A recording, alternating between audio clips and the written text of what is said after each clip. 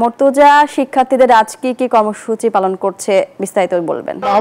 রাজশাহীতে এই কিছুক্ষণ আগে রাজশাহী পলিটেকনিক ইনস্টিটিউটে রাইজ ইন রেড কর্মসূচি শুরু করেছে শিক্ষার্থীরা। তারা বলছেন যে আজকের যে শান্তিপূর্ণ কর্মসূচি পালন করবেন তারা, সেখানে তাদের পলিটেকনিক ইনস্টিটিউটের সামনেই তারা অবস্থান করবেন। লাল কাপড় তারা প্রতীকী টাঙিয়ে দেবেন, তবে তারা আজকে কোনো বা সড়ক অবরোধ তারা করবেন না বলে কিন্তু আমাদেরকে জানিয়েছেন।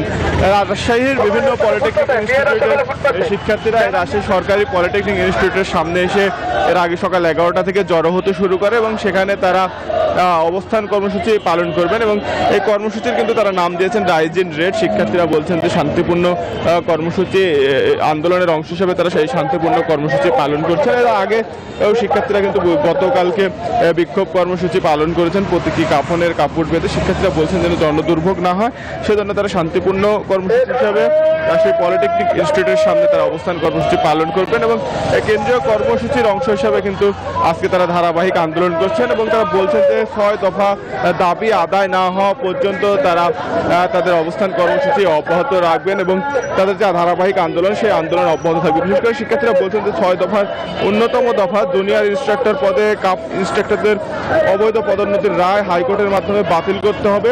ডিপ্লোমা ইন ইঞ্জিনিয়ারিং কোর্সে যে কোনো বয়সে ভর্তির সুবিধা বাতিল করতে হবে এবং উপসহকারী প্রকৌশলী ও সমমান পদের যে সংরক্ষিত পদ রয়েছে তার বিপরীতে উপসহকারী প্রকৌশলী ডিপ্লোমা ইঞ্জিনিয়ারদের মধ্যেই নিয়োগ দিতে হবে এবং শিক্ষার্থীরা বলছেন যে তাদের 6 দফা দাবি আদায় না হওয়া পর্যন্ত তারা ধারাবাহিক কর্মসূচি অব্যাহত রাখবেন এবং কেন্দ্রের সাথে সমন্বয় করে তারা তাদের দাবি আদায়ে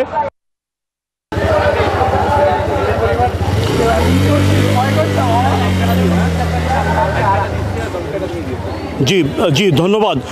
সারা দেশে পলিটেকনিক ইনস্টিটিউটের শিক্ষার্থীদের যে আন্দোলনের ঢেউ তা খুলনায় আশ্রয় পড়েছে। আমরা এই মুহূর্তে খুলনায় যে 4টি শিক্ষা প্রতিষ্ঠান আছে, সরকারি বেসরকারি কারিগরি ছাত্ররা, তাদের সমস্ত শিক্ষার্থীরা একসাথে জড়ো হয়েছে। তারা আজকে শান্তিপূর্ণ কর্মসূচি দিয়েছে। গত 2 দিন যে রোড ব্লক এবং রেলপথ ব্লকের কর্মসূচি ছিল সেখান থেকে তারা আজকে সরে এসেছে। তারা প্রতিটি ক্যাম্পাসের প্রতিটি পলিটেকনিকের মূল ফটকে লাল কাপড় দিয়ে ঢেকে দেওয়ার একটা কর্মসূচি দিয়েছে।